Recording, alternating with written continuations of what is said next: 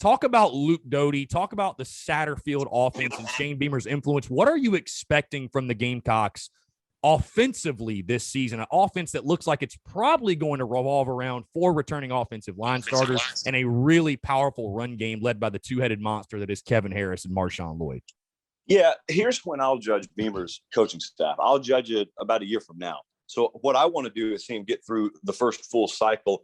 There was a fascinating study. I don't have it here off the top of my head, but we did the 24/7. We did this, I think this time last year, of looking at coaches when they come in and then they hire their staff, how much retention is there over the span of 1 year. And it turns out about 50% of staffs overturn after 1 year. What that's indicative of is a guy comes in, there's never a good time to make hires. First off, that there isn't this 3-month period where everyone sits in a cryo chamber until they come get selected.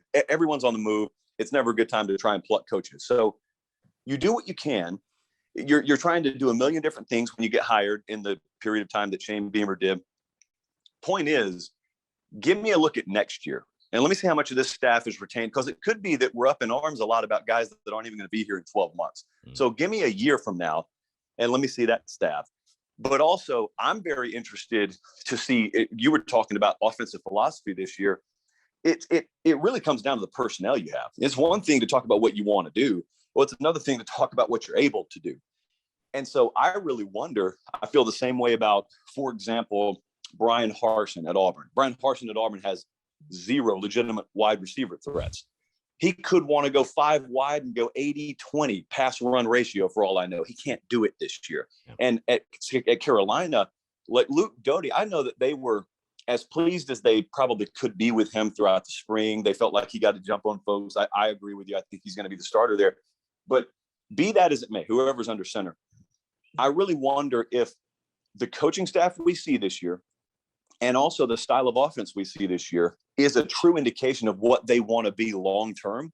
Because I get the sense that, let's just say everything works out and in 2027, Shane Beamer's still there and Carolina's a winning program consistently. I almost wonder if we look back on 2021 and we say, man, in retrospect, watching that team, they middled around. They won this game they weren't supposed to. They lost that game they weren't supposed to. But look at this offense. It doesn't look anything like what we're doing now. And certainly the personnel doesn't look anything like what we have now.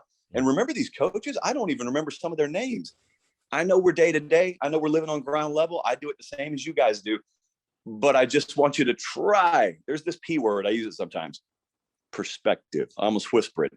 But when we try and maintain it, it's just funny what time can do. It only moves one day at a time. I get it. But when you look back or you try and look ahead, that's the hardest thing to do. You're trying to look ahead at what could be down the road.